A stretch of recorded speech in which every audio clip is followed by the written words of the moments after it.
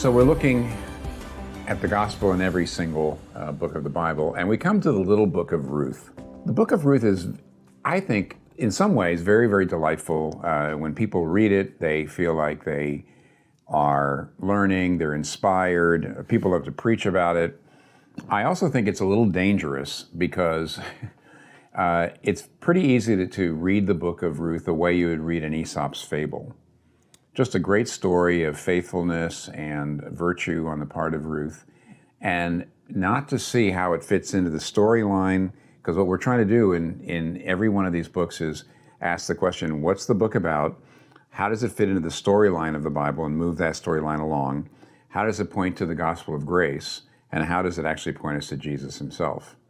It's very easy to miss that with the book of Ruth because it's so attractive in so many ways. How so? Well, as you know, the story of Ruth is about a Jewish family, an Israelite family, that during a famine moves out of Israel to Moab in order to survive. And when they're there, the two sons and they grow up and they marry Moabite women. But then disaster happens, and not only is the father of the family, does he die, but both the sons die. And that leaves Naomi, the mother and wife, alone with two Moabite daughter-in-laws. Then she finds out that the famine is done in Israel, and she decides to go back, and she turns to her two daughters-in-law and said, look, I love you, but the fact is, if you come back in here, if you come back with us, you'll be foreigners, you'd be outsiders, you'd be single women in a pretty brutal culture. You're much more likely to find husbands and have a good life if you stay with your families and you stay here.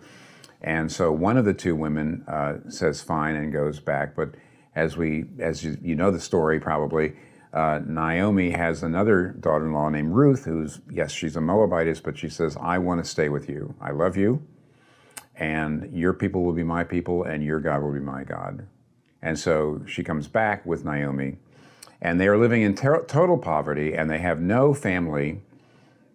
But what ends up happening is Ruth accidentally, as it were, starts to go out to glean the way poor people did, the way poor people in Israel were allowed to go and glean grain out of the fields of people who they would take it home and they could make bread and do that sort of thing. So the poor were allowed to glean. And she ends up going into the field of Boaz, who actually, according to Israelite law, could be a kinsman redeemer. Now, the key to the entire story is the fact that, according to Israelite law, a kinsman redeemer was a near relative of somebody who died, Naomi's husband. And he was able then to buy the land that belonged to Naomi's husband at a pretty great price.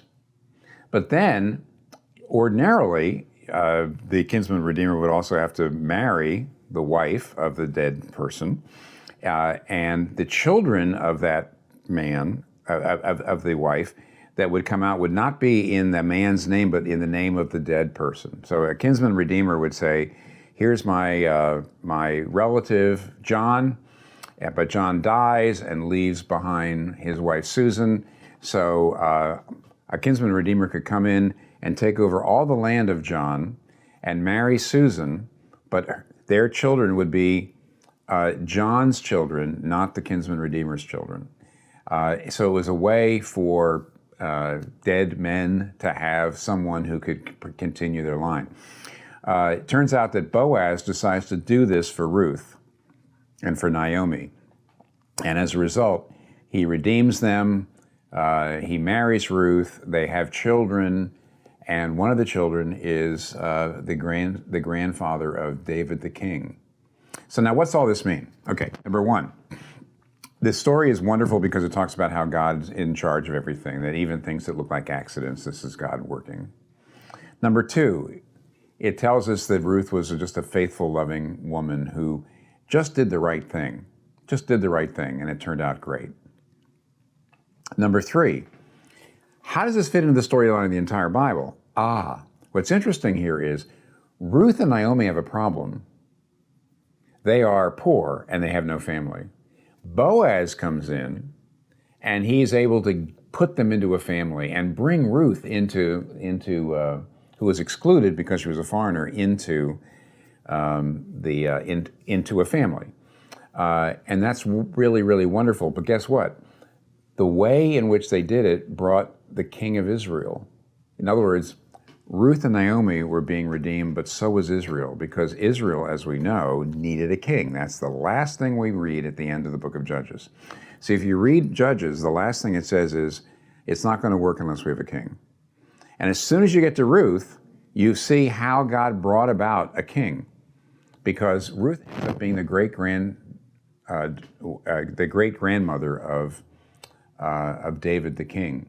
So in a sense, Israel is being healed and given what Israel needs, and so is Ruth and Naomi being given what they need, which is a family.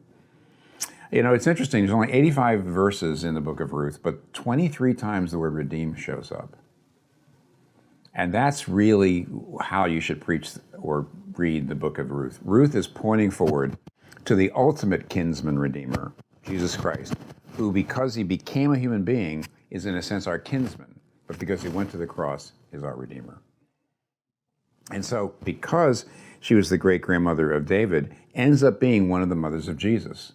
And in Jesus' genealogy, in Matthew chapter 1, you see Ruth is one of the people that brought Jesus Christ into the world, as it were. And what we really like about the genealogy there is when you see Ruth, who was an outsider, she was a racial outsider, yet she's brought on in, and she becomes one of the mothers of Jesus. So it doesn't matter your race. It doesn't matter Rahab is also in the genealogy. She was a prostitute, right?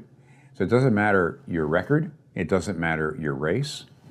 If you believe, if you put your faith in the God of Israel, then God can work through you, and you can be part of God's family. The way we need to all be redeemed is to be put into a family. So you've got to be careful not to just look at Ruth as a kind of wonderful moralistic story about how, we should just love one another and be faithful. But you have to see that Ruth was actually being used by God to move the storyline along, to bring David, and who points to the ultimate king, Jesus Christ.